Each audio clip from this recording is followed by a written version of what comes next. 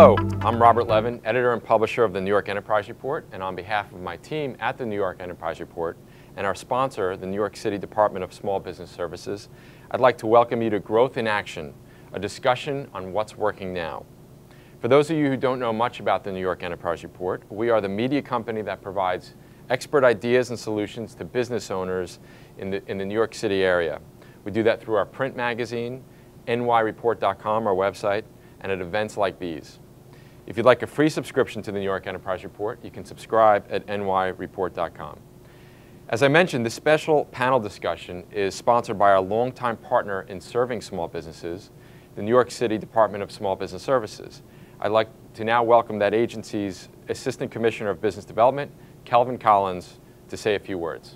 Hi, I'm Kelvin Collins, Assistant Commissioner of the Department of Small Business Services. I'm excited about today's webcast. It's a partnership between Department of Small Business Services and New York Enterprise Report. It's an opportunity to help small businesses across the city expand, operate, and be more efficient in their day-to-day interactions. Last year, for example, Department of Small Business Services helped thousands of businesses expand and operate. In fact, we helped over 600 small businesses access $65 million in capital. We helped thousands of small businesses develop the educational skills necessary to expand and operate. Now, if you're looking to grow as a small business, please think of NYC Business Solutions. For more information on how we help small businesses grow, log on to NYC Business Solutions, nyc.gov/NYC Business. Enjoy today's webcast. Thanks, Kelvin. We're very excited to be producing today's panel, and we are filming this discussion from the Small Business Solution Centers here in the Bronx. The reason we're so excited about this panel is that business is changing at an ever-increasing rate. To grow, you need to be adapting constantly. We have a special panel of 3 successful business owners who are experiencing significant growth and consistent growth. They're going to share with us what they are doing to produce these results during these very interesting times. I will first introduce each panelist and ask them to tell you a little bit about themselves and what their company does, when it was started, how many employees they have. First, over to my far right, Michael Robinson, CEO, New York Staffing Services, Inc., and Microbin. Michael, tell us a little bit about your company. Thanks, Rob. Thanks for having me. New York Staffing Services began 22 years ago out of my living room, and it has grown to be a nationwide company that is in 15 states across the country. We have about 300 employees, and we're headquartered on Wall Street. Thank you, Michael. Next, Lisa Dolan, President and CEO, Securit. Lisa, tell us a little bit about your company. Thank you. Well, I own a private investigations and security company, and we've been in business since '97. I'm licensed in 12 states, operate out of 12 states, and have 124 employees, and we're located in Queens, New York. Thanks, Lisa. Next, Mark Kozhin, founder, DaVita Health Bar. Mark? Thanks, Howard. So DaVita Health Bar was started about 3 years ago. We started with 1 retail store, expanded it to 2, and we're probably looking to expand to 3 more. We sell basically proprietary products such as smoothies, juices, and with the whole health environment and wellness and health and wellness brands, essentially. Right now with our 2 stores, we have roughly 12 to 15 employees. We haven't been around as long as these 2 have, but we've been since 2010, and hopefully we'll be around for just as long. Terrific. Thank you, Mark. I also wanted to mention Michael has recently come up with a book, 100 Pennies, terrific book on small businesses. Let's get started into some questions here. Michael, I'm going to start with you. How has the way that people buy your product and service changed over the past 5 years? You know, it's interesting because traditionally our services were sort of telephone, fax. Clients would call us with job orders, and that has changed dramatically. 99% of our orders now come via email or via the internet, and we find that the entire revolution of technology replacing manpower concept is true in our business.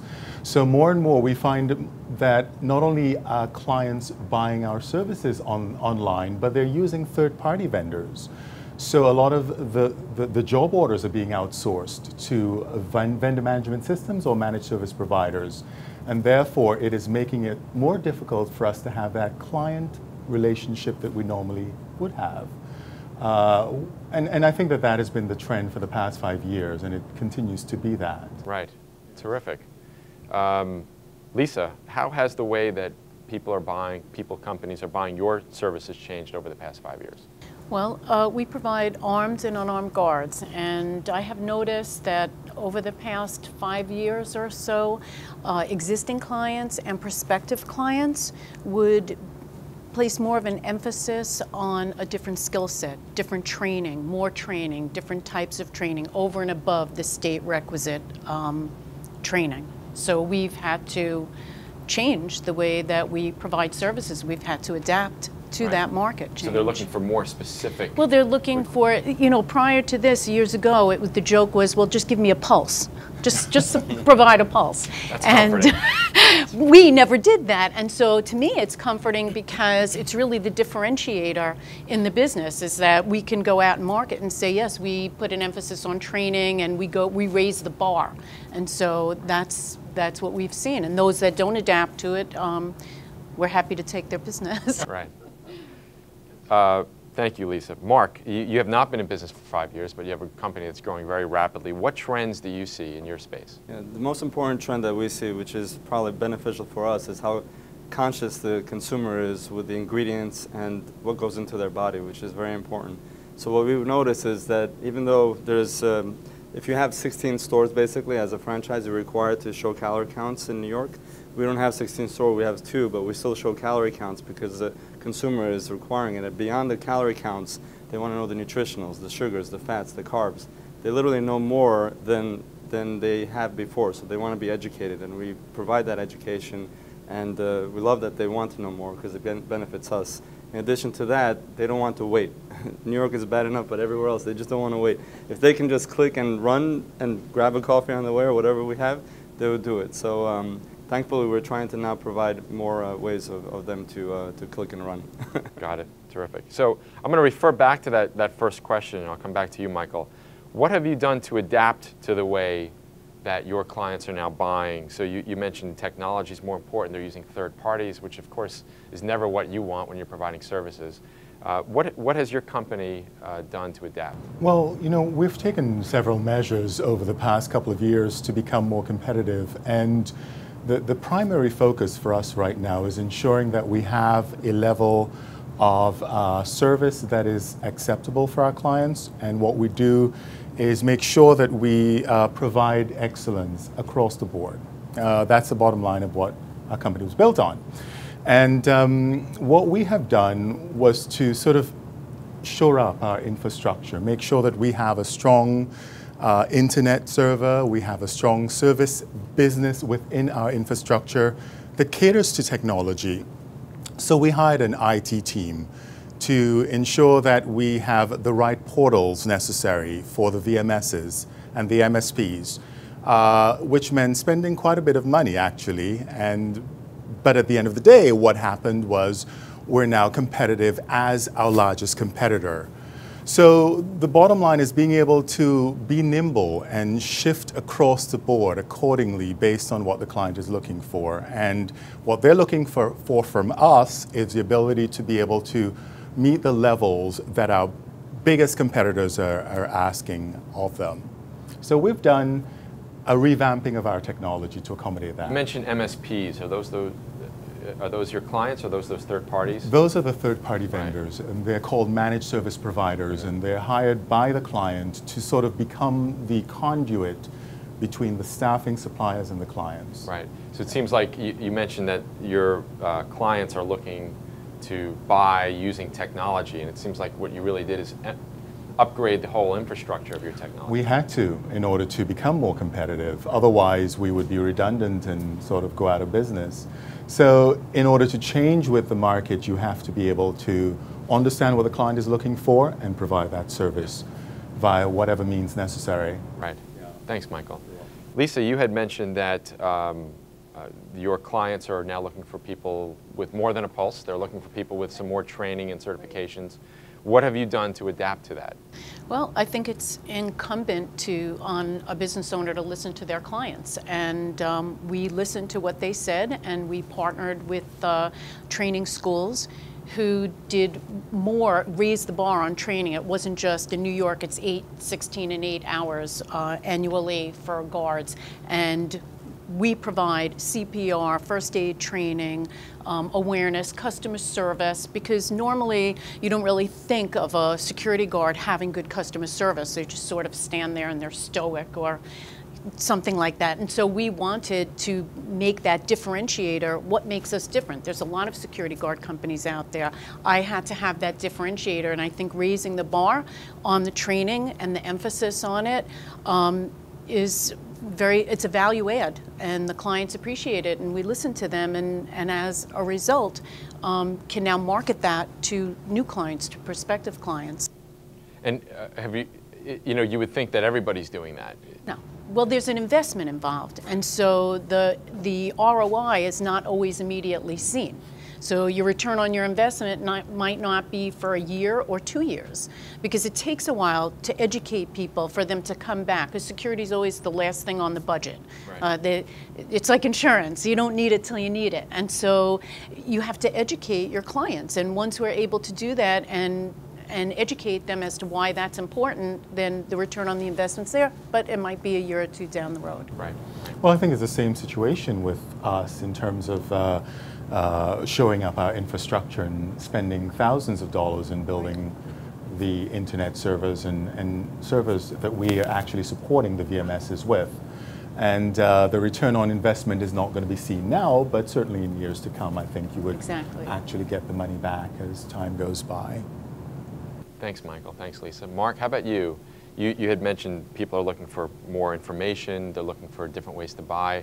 What are you doing? I guess in a way you have an advantage as a newer company, coming in while these trends are already existing, as opposed to having to adapt. But how are you ensuring that you're meeting those needs? Well, it's funny because when we first started, I wasn't as conscious or aware of the ingredients that went into our products, and our customers basically lend me to go towards that trend, which is great for us. And basically, everything that we put in, I make sure that I know all the ingredients that go into our products. I started from scratch. We have nutritionists and food scientists on board that I talk to all the time to make sure that what we carry is actually beneficial and healthy for consumers.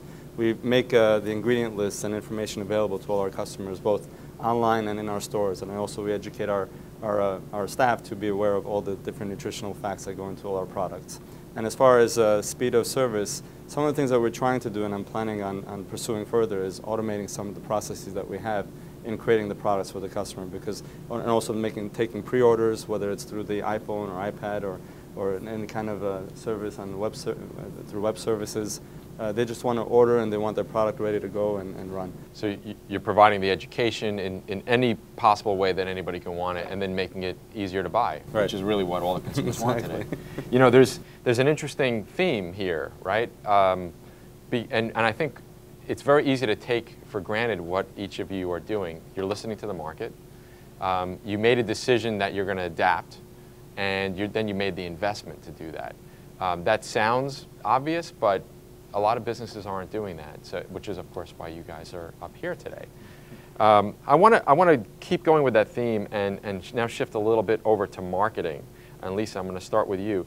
What's working for you when it comes to marketing, and is there anything maybe that you've abandoned? Well, in the nascent stage, how our business platform was, we just went after federal contracts. That's all I wanted. I really didn't go into the private sector. We realized that we are only saturated in one market. We want to go after private corporations, and so we hired, after all these years, a business development person. I had been against that, so I guess you could say I abandoned that thought and hired. The thought of you doing all the sales? Right. Yeah, well, I like to get home before 10 o'clock every night, so we hired someone, but the person had to understand my passion. I don't just want a salesperson who's just going to regurgitate what they read on a website. They have to have my passion. They have to understand what the differentiator is and Securit from another guard company. And once they get that, then I know that what they're saying, the receiver will understand that it's it's important and they believe it. And so that was one of the things I did to change the marketing, and it's working. I mean, we're actually making inroads in the private corporations, and it's working for us very well. Now, you also mentioned that the client base is looking for more certifications, more training of the guards. How are you marketing that? How are you explaining that to clients? Well, when we go in, we explain to them that the guard is fire safety as well as CPR, first aid. So if there's anything that happens, they are basically the first responder. They're the first one there that you see. And it assuages their concerns because people are more educated today. And you know, in the world we live in the environment is sometimes very dangerous. And they want to make sure that that person has the training to be able to notice something and know what to do when they notice it. So we basically market what those differentiators are. And I'm curious, on your website, if somebody's checking out your website and checking out a competitor that maybe doesn't have guards that have the same level of certification, is that obvious? Is that right front and center? How are you presenting that? Well, you know what, we do put it on our website, but when the guards have those certifications, they actually have to evidence it by certain cards. So they'll have first aid card, CPR card, AED training. So we tell them, they come with all of this. We show it to the client beforehand. Anytime they want to see it, they're able to see whatever licenses. You know, we're a very regulated industry. So we're able to evidence that. And I mean, if my competitors say it, I don't know if they are actually doing it or not. Maybe they are. But I think if you educate the customer to say, well, anyone could say they do this, have you asked to see their credentials? We show the credentials, they wear the credentials, so that's all part of the marketing. The certification itself becomes a marketing tool. Absolutely, Right. yeah. Mark, how about you? What's working right now for you when it comes to marketing? What are some of the things maybe that aren't working or used to work and don't work? Yeah. Well, the best thing for us is for customers to taste our products. So as soon as they taste it, they're sold. So basically we do a lot of health fairs, corporate health fairs, general health fairs. We do a lot of tastings, a lot of promotions. We do it primarily in retail stores and in corporations. We've done them with many large ones like New York Times, Deutsche Inc., and WebMD. Once we go in there, we showcase our products, and then we get them to either try it or to come to our stores or to other stores. And basically, it's showcasing the product. What we've never really done yet is advertise, a formal advertising model. We haven't done that because I think we like to market one-to-one. We like to tell people directly. We want to know our customer, they want to know us, and it's a lot easier to sell them on that. And also word of mouth really helps because once they find out, they tell 10 other people, and it's great for us. You know, what's interesting about what you said is what you didn't say, which is you're not doing street fairs. So if somebody's going to a corporate health fair, obviously they have an interest, so you're really focusing on that niche of person who, by virtue of what they're doing, is demonstrating the need for your type of product. Right. Very, very interesting. Michael, how about you? What's working for you with marketing? Well, our industry is very unique because we're actually marketing to two different sectors. We're marketing to the client, who would be the individuals hiring our employees, and we're marketing to a workforce, which is a completely different sector altogether. And like Lisa said, we traditionally have had a new business developer, somebody who has been a cold caller, picking up the phone and dialing and making calls directly to clients to pursue, you know, the opportunity of securing business. And we've used advertisement, say the New York Times, to place ads for contingent workers or people looking for work altogether. That has changed, completely 360-degree change. What has happened in the past 4 years in particular is the fact that social media has become a prominent factor in not only reaching our target audience, but also communicating with them in a sort of a very impersonal but yet direct way. And we find that Twitter, Facebook, LinkedIn have been an amazing opportunity for us to not only broaden our market share, but also, you know, get referrals and have people reach us who normally would not know who we are. So it is a wonderful phenomenon on one hand because, yeah, it is a quick and easy way to reach an audience versus traditional marketing where you would have a mailer or a brochure that you mail to somebody. It takes a week, 2 weeks, and the person might end up throwing it away. But this is a cheaper way of doing it. It's more effective, it's more efficient, and it gets the point across easily and in real time, which is, for me, phenomenal. Are you still doing cold calling, still doing some of the traditional marketing? Not as much. The majority of our cold calling would be to clients that we don't have access to across the states. So, for example, in Texas or Milwaukee, where we have offices, we are doing cold calling there. It's a little bit behind in terms of social media and progress like that. Interesting. Can you share with us a couple of the things that you're doing with respect to social media? Sure. First of all, you need to have a website. The website is very important. You need to be able to have your social media linked to that. So having activities on a regular basis, whether they're job orders that are coming in and you post them on Facebook and you link them back into your website, or whether there's something that you might be doing, like a forum such as this, that we can talk about and say, hey, I'm at a forum and we're talking about small businesses and jobs and the economy. People are interested in that. They're very much interested in a dialogue with you. They want to know what's happening. So what we do a lot is, and this is something else that I forgot to mention, 5 years ago, a social media coordinator would have been ridiculous. It would not even be something I would consider. Now, I think every small business should have a social media coordinator because it is so vital to getting the product out and getting the customers aware of what you're doing. And it's not something you can do for 5 minutes and take a break. You have to be consistent with it. It's a very consistent type of right. It's interesting what you said about your website, and the trend that I've seen is that the companies that are really adapting social media, you're seeing it on their homepage in that there's updated content on their homepage, which is very engaging. Thank you, Michael. I now want to switch gears a little bit. I want to talk about people and human capital, which is really what drives our businesses. Despite relative high unemployment, what I'm hearing is that it's harder than ever to recruit, motivate, and retain top people. These are the people that keep your company moving forward. I want to ask, and I'll start with you, Mark, what are you doing to recruit, motivate, and retain top talent? It's a great question. It is one of the biggest issues because, especially in our environment, there's high churn in retail. What we tend to do is, first of all, we use SBS quite a bit, and I think they're already tired of New York City. New York City, on Fulton Street. I think they're tired of hearing from me every day. So we've done recruiting events with them. Actually, another thing that I mentioned was about educating our staff, and SBS has been instrumental in providing some government subsidies that are available for educating staff members, and it's amazing. You can save 70% or more on the costs of educating staff. So it's very important for us to hire the staff members that are interested in our products and are interested in our environment and health and wellness in general. And we want to educate them. We want to motivate them. We want them to feel that they want to help other people. And other ways of motivating them, besides obviously paying them more than the average, we also offer them bonuses and other incentives to stay on board.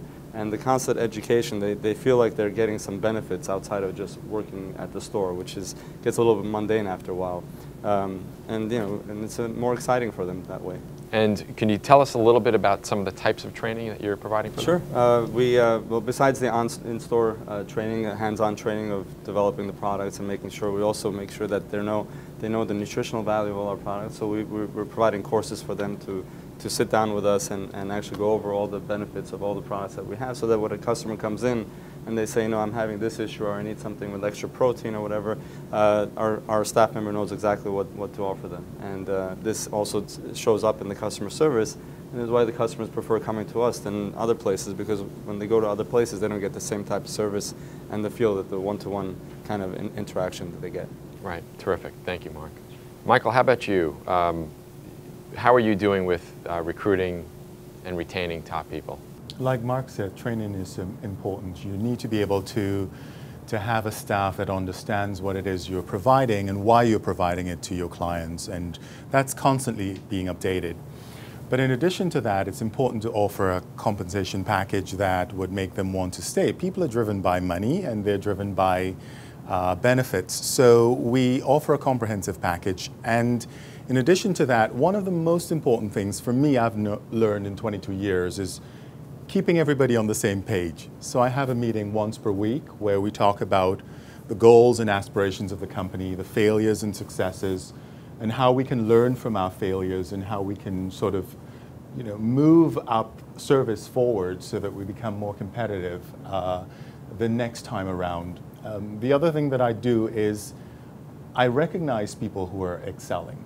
We have individuals who come on board with wonderful ideas, and that's something that I want to encourage. I want to encourage people to come up and say, hey, this is something I thought about, and it's something you guys are not doing. Why don't we do it? And I call that a thought leader, somebody who is thinking about an idea and brings it to the table, and something that we can implement and utilize in our daily operation.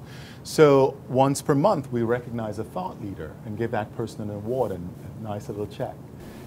It's amazing how many times an employee has an idea but may not mention it because there's not a mechanism to do that. Or a platform, yes. Platform, Exactly. right. Exactly. So we provide that for them.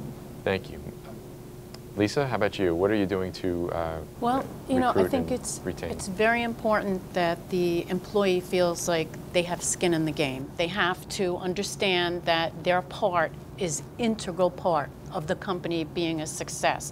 And in my business, the guard is the first person that anyone sees that represents my company. My patch is on their uniform, and if they're not happy or they're disgruntled, that's going to reflect poorly on the company. So, the main theme here is training. Training is huge, but recognition is just as important. So we do a lot, like your company does. We give out certificates once a month, and we recognize the employees that go above and beyond. And I have a 2% turnover. I have absolutely the lowest turnover in the guard company. Usually it's a revolving door, not in my company. They are just, because they're made to feel that they're part of the team. It's not just us or the management and then them. They are an integral part of how the company works and the success of the company.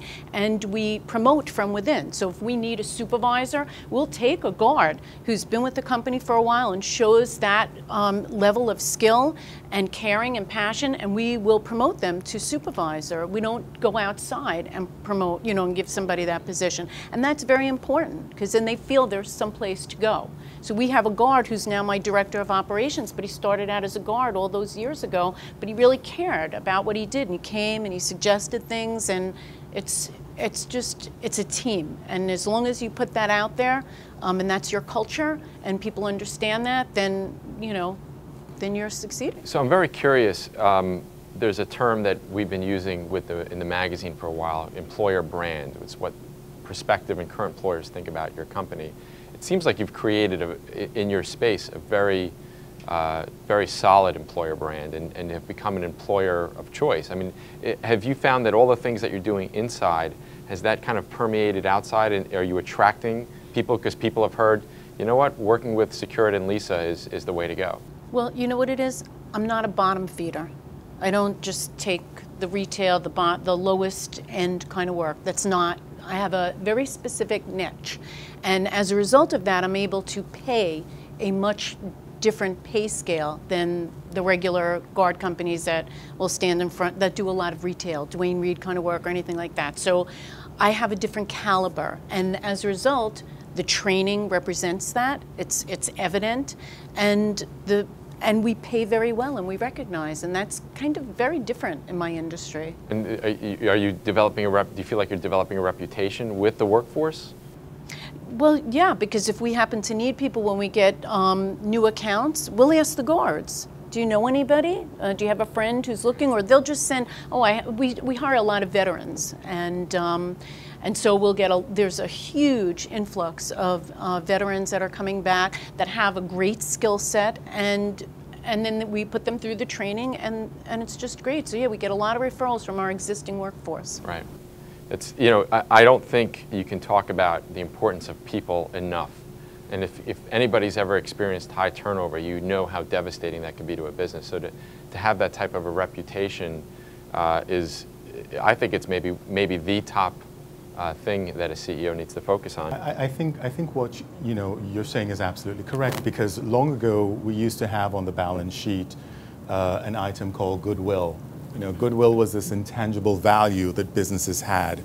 And nobody really could put a finger on what that goodwill was. And people are realizing now that human capital is the value of a company, and on the asset end, where you really can't put a value on it, but certainly the individuals are not an expense, even though it is a payroll cost.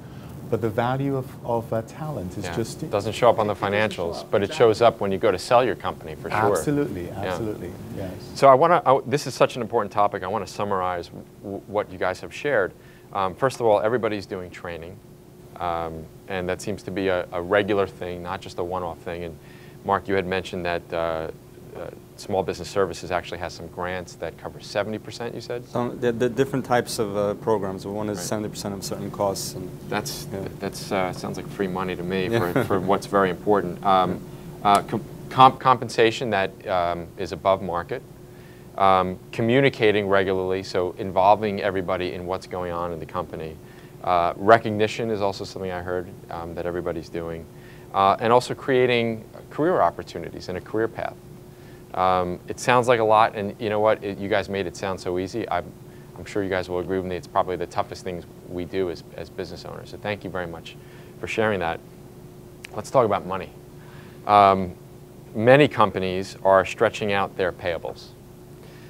For companies that are in high growth mode, outstanding receivables can create havoc on cash flow.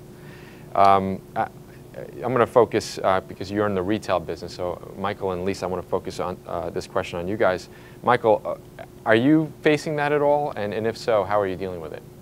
Yes, we are actually, especially with the recession being part of the equation at the moment. We find that a lot of our clients are taking longer to pay. We give them a rebate of 1% at the end of the year if they've paid within 30 days. So it's the ability to provide opportunities for them to recognize that they can save money by paying their bills earlier. And doing that across the board has helped us increase our revenue stream. And our business is a very high cash business. We have to shell out thousands and hundreds of thousands of dollars a week in payroll. So it is important for us to get the money coming back in from the clients. The other thing that we've decided to do was see which ones are just totally not very cooperative in terms of paying their bills on time. And we have taken a rather radical road in this respect by eliminating them or discontinuing our relationship with them and looking at other clients that are good payers. And we've sort of shaken up the barrel, so to speak, by looking at who is paying well, rewarding them by a discount, and who is not, and saying, hey, you know, nice knowing you, we want to have better clients.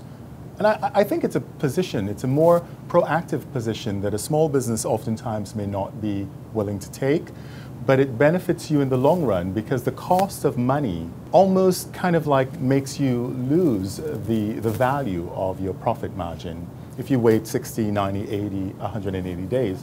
Right, Lisa? Exactly. Lisa, are you finding, you have, I guess, well, you have government, I guess. Yeah, so I don't really have those issues. Right.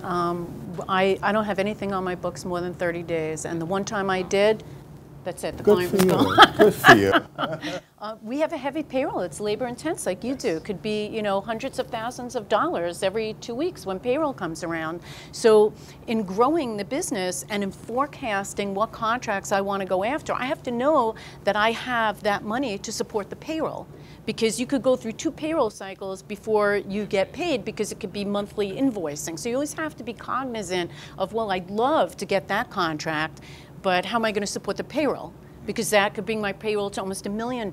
So my issue is more the bank's reluctance in increasing a line of credit and trying to get them to partner with you to understand, look, I'm forecasting this, I'm looking at this contract, and it's going to cost me $1.5 million in payroll. What are you going to do to help me? And you know, how can you increase my line, or things of that? That I find is an impediment to most of the small businesses I speak to. That's their biggest impediment to growth, is the bank's reluctance to increase. And it's a simple transaction. You have a contract, you're going to get paid. Well, right? I mean, we show them the contract, but it's funny. It's a big challenge. It's an arduous task trying to get them to understand that world. So yeah. If you do not have collateral in which you can say, hey, I've got a mortgage and there is. I do. I own the building that I Well, work then in. it should be and easier for you. I have a wonderful credit score. But no, you would think, right? Yeah, That would be common sense. Absolutely. It's a big challenge. You can have increasing sales. It's sort of like the analogy is you can have a healthy body, you can be healthy, but if you run out of blood, which is the analogy there is cash, it doesn't matter. You run out of cash, it's game over. And I think it's important for people to understand that this affects high growth businesses to a much larger degree because the receivables add up. So that's, obviously you guys probably learned the hard way that you have to let go of some of those clients that just aren't paying because you don't want to let go of the sales, but if the cash isn't coming in, it's definitely a challenge. But just to summarize, you're incentivizing companies to pay early, and you're rewarding them, and then you're letting go of those that just aren't working within your terms. Absolutely. Lisa, I'm curious, as you're trying to go into the private sector, you may not be getting these 30-day these checks in 30 days. Well, I think it's all about your approach. And so, like I said, I'm not a bottom feeder. I'm not interested in just taking any kind of work. I have a very specific niche that I go after. And that client base commands a certain type of guard. And so they command a certain type of billable, and I expect them to pay me within 30 days. And I have clauses in my contract that it compounds interest. So if I'm not paid within a certain amount of time, that billable, which is high to begin with, is going to be a lot higher. But these clients understand because they're in a totally different environment, and they understand payments are key, and listen, I just won't take them if they're not going to pay. You're just basically saying this is how I work. This is it. Take it or leave it. Yeah. Right. I mean, you're getting a great product, and my guard is there every day, and he's ready to work. He's deployed. He's got all the requisite skills you're asking for, and we have great customer service. And I think that the reciprocity there is recognized, and they're like, "Listen, I've never had that before, so yeah, I am going to pay you because that wasn't my experience before." Thank you. Let's look a little forward now. As CEO, and I'm going to start with you, Mark. As CEO, what are your top 2 priorities right now? Well, one of what you mentioned is funding. You have to fuel growth, and it's very important to raise money to continue the growth.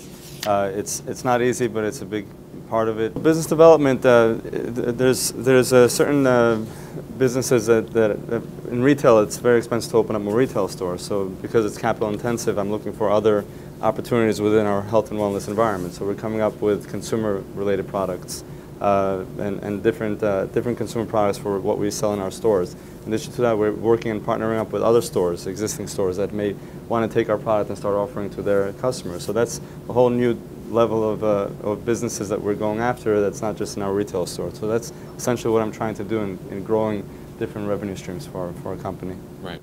And then is that tied into, you're looking for people, are you looking for people Right. to drive those different things? Right. So essentially I'm looking for people to take, basically get into that part of our segment and run with it, and staffing up with salespeople, with business developers as well, because essentially I'm creating different segments, and for each segment I want somebody to help and drive that segment. Got it. Terrific.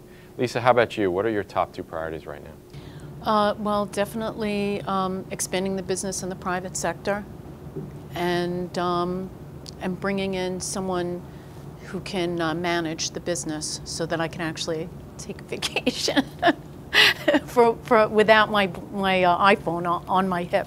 Right. So you mentioned what you're doing on the private sector side. You brought somebody Right. in. Yes. What about for hiring that number 2? What are some of the things that you're doing? Or thinking of doing? Thinking about it, which is a big step because I'm a control freak. So, letting go and letting someone, actually come in and try to take a load off of me is very difficult for someone like me with my personality. Right. But so I'm thinking about it. That's the first phase. Okay. I have to execute. That's the first after step, that. right? Michael, how about you? What are your top 2 priorities right now? The 2 things that I want to do for the next 5 years, I think of it as a strategic plan and diversification for the company. And what I mean by that is we want to be able to look at the market and figure out how we can best not only satisfy our clients' needs, but also broaden our product line or service line. So we're going to be taking the possibility of medical into consideration as a line that we will be providing Healthcare, talent. medical services. Healthcare, medical services, things like that. We're thinking about other geographic locations besides the 15 that we have at the moment. So we're thinking about California and Florida and New Mexico, places like that. So broadening geographically where we're currently located and who we're currently servicing. And also, the key thing for me actually at the moment is to look at ways in which we can partner with other staffing firms, whether it's through mergers and acquisitions, that we can actually broaden our perspective, just not only nationally, but internationally as well. It's really interesting you mentioned that, because there was a question I was thinking of asking you, which is, I'm thinking about your story and what you've done and what you've shared with us today in how you've built up the technological infrastructure. You really got your people strategy in place, and there are so many companies that aren't there, right? Are you seeing an opportunity to acquire companies maybe that have good clients but haven't invested in people and haven't invested in infrastructure? I see the opportunity, and that's one of the things I'm going to be looking at carefully within the next year or two. Yes. Terrific. Thank you for sharing that. We have some questions that we got from the New York Enterprise Report audience as we've been telling them about this panel discussion. So I wanted to ask a couple of them to you right now. This is, I think, a great question, particularly as we're entering the freelance economy. And Michael, I'll start with you on this one. When does it typically make sense to hire staff versus hire contractors? Well, the contractors are basically people that are not paid with a W-2. They're paid a 1099. And it's a very gray area, to tell you the truth, with the government, because we've hired contractors before and have had repercussions that were not necessarily something we want to deal with. In terms of them being classified as an employee, right? Yeah. Well, they're not an employee, they are a contractor. Right. It's one of those situations where, do you want to hire a contingent worker or do you want to hire a contract worker? So I think maybe the question the person is asking is whether it's a contract or a temporary worker. Am I right or not? It seems like it. I think that's one of the factors, which is, obviously there are legal and taxation implications on whether or not somebody's classified as a contractor's employee. But if you put that to a side for a second, the question is, well, it's almost like, do I rent or do I buy, right? Do I want somebody who's going to be with me? I don't think there's anything as a permanent job anymore, but somebody who's going to be with me in the long term versus somebody who maybe I just need temporarily. So it's a good idea to start out on a temporary basis and see how that person works. Try before you buy. Try before you buy. In that case, it would be not a contract worker, but a temporary worker. Right. Yeah. Okay. So I think we're talking about different things. Does anybody else want to add into that, any of their experiences in terms of making that decision to hire either a consultant or a freelancer or a contractor versus well, in my industry, it's so highly regulated, you cannot do that. Everybody's an employee. They go through the same background check. So independent contractors don't work in this industry. Mark, how about you? You're you just started a business just a few years ago. That's probably an interesting decision when you're trying to figure things out. Do you hire a consultant or a contractor? Do you bring this person on full time? What have you? It's interesting. Well, as far as our staff is concerned in retail, they have to be hired by us, but we usually do it on a probationary period for a couple of weeks. We make sure that they're a good fit, and likewise that they like us and we like them. If there's not a fit, then we let them go. Otherwise, they're on a full-time basis. But other parts that are not directly related to the day-to-day operations, for example, web design or design in general, or editors of our material that we're doing, or even nutritionists or things like that, that's definitely on a contract.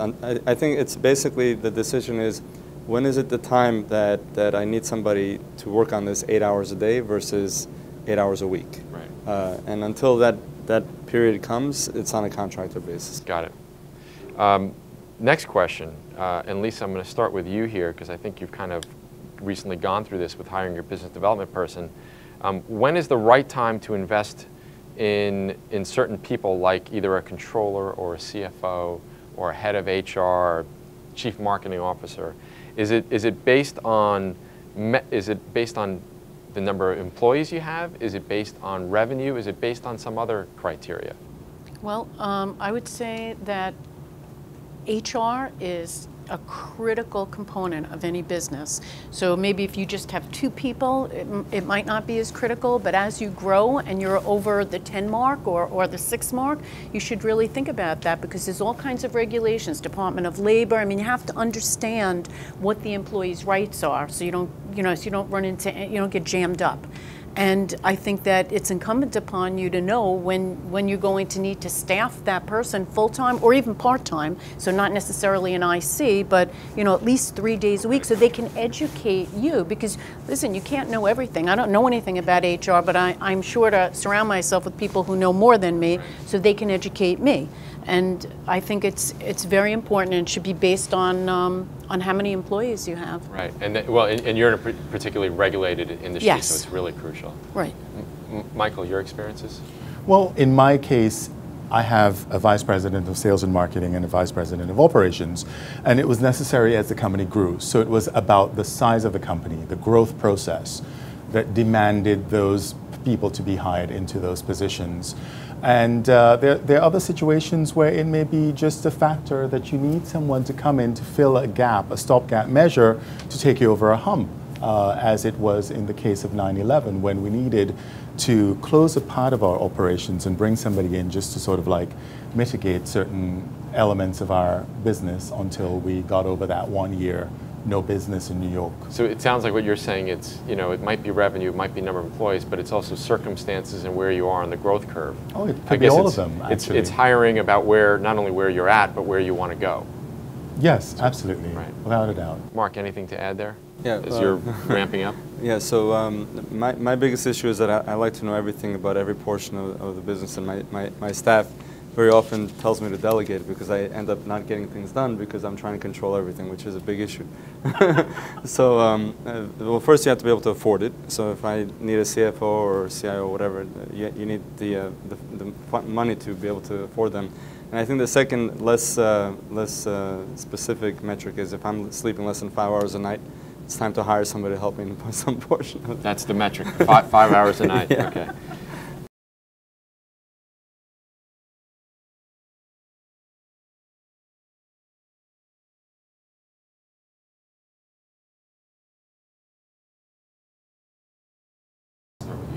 Yes, I rely heavily on information that I get from the Wall Street Journal, the Economics magazine, and there's also a specific magazine for my industry called Staffing Journal. So I read up on what the competition is doing, what they're not doing, and trends that are happening that keeps me abreast as to how I can navigate my business moving forward. The internet is also fantastic. There are tons of information available on a daily basis, whether it's Yahoo News. Can you think about a time or how certain macroeconomic news is affecting you, if you're reading about unemployment going up or down or interest rates going up or down? Does that affect your business, or are you just kind of noting it in the background? It does affect me dramatically, because all of our clients are basically Fortune 500 companies, or I should say 100 companies. So they're the top shakers and movers in this country and around the world. So anything that's happening economically affects their business, which ultimately affects our business, because we're basically the front line for their business. We hire the talent for them. So if they're doing well, then they're hiring more people, then guaranteed we will get more orders coming in from them. If they're downsizing, if they're losing based on last quarter's profit and loss, we know that we're not going to be doing as much business. So yes, it's very important from a macro level. Terrific. Lisa? Well, in our industry, when things are bad, that's when things are good for us. So, post 9/11, any kind of terrorist, and any kind of critical infrastructure issues, people are driven to, they want armed guards, they want investigations, they want to know who's working for them, and that's what is the driving force in increasing our business. So I always keep my ear to the ground. I read the Wall Street Journal all the time, but also I sit on a lot of boards that are industry specific, like NASCO and Aldenese. I'm very involved in legislative issues which impact the business. I always say if you run a business and you're not involved in politics, then politics is going to run your business, and it's not running mine. That's very true. So yeah, I think it's a myriad of things that you do to be able to take the pulse and the temperature of what's going on and then adjust accordingly to those changes. Right. Mark? Yeah. Well, on both a micro and a macro level, I'm constantly seeing what's going on. First, trade magazines are very helpful to find out what are some of the latest technologies and information that I need to know about how to improve our own facilities. The second thing that I do very often is I just walk around a lot to other stores, other places. I see what other people are doing, what are the prices that they're charging, what are the customers saying. So I get a feel of where the trends are and how they're improving. And I noticed, for example, in health and wellness, it's growing significantly, so I know the trends are there. And the third thing that I do is I talk to my suppliers a lot. You know, if my suppliers are growing and they're booked up and I need to wait another 60 days for something, I know things are good. Right. Very good. Thank you. Next question is on social media. I'd like to know from you guys what social media tools that you're using, and anything else that you'd like to share about how social media is helping you increase business. Mark? Yeah. Social media is incredibly important. This is the first time it's the first time ever that you can actually directly communicate with your customer, and you know what they want, and they're telling you what they want. So this whole the market of where the customer is literally telling you what they want. It's crowdsourcing essentially, right?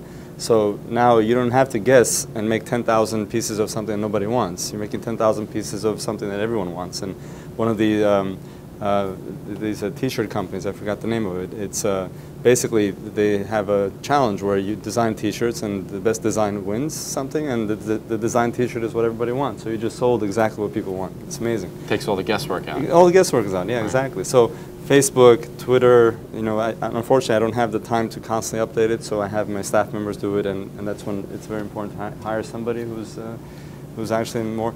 And the other issue with that, there's so many of them that it's impossible to keep track. I get calls from 2 or 3 a week, you know, whether it's Foursquare or this other organization that says, try my app, it's going to be great for your customer retention and everything else.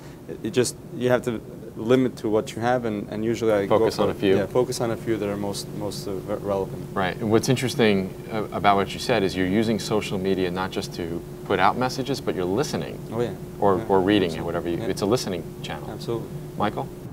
Yeah, I totally agree. Twitter, LinkedIn, and Facebook are my primary tools for social media. I have a full-time social media coordinator that manages that for me. And what she does is basically provide, and that's where you mentioned it earlier, Rob, content is so important because the content of what you're saying matters. People want to know that you're providing information to them that they can utilize, whether it's for running a business or tips on interviewing or finding a job. These are all things that we try to do in social media, in our social media platform, is to be a resource or be the go-to person for information. So that's a crucial part of social media. It's not just being able to interact, but being able to be the source that people can go back to and say, hey, Michael Robbins said X, Y, Z. So. Yeah, content is just becoming, you know, I'm in the media business, and we talk about how every company is becoming a publisher, essentially. And of course, Absolutely. Social media is the way to get that out. That's true. Thanks. Our hope is that everybody watching has heard at least 1 or 2 ideas that can help you make an impact in your business in the very near future. On behalf of the entire New York Enterprise Report team, I'd like to thank New York City Department of Small Business Services for sponsoring this panel discussion. If you're located here in New York City, there are dozens of ways that the New York City Department of Small Business Services team can help you and your business, as you heard from Mark. I'd encourage you to check them out at nyc.gov/SBS. And I'd like to thank everybody as well for watching. Thank you.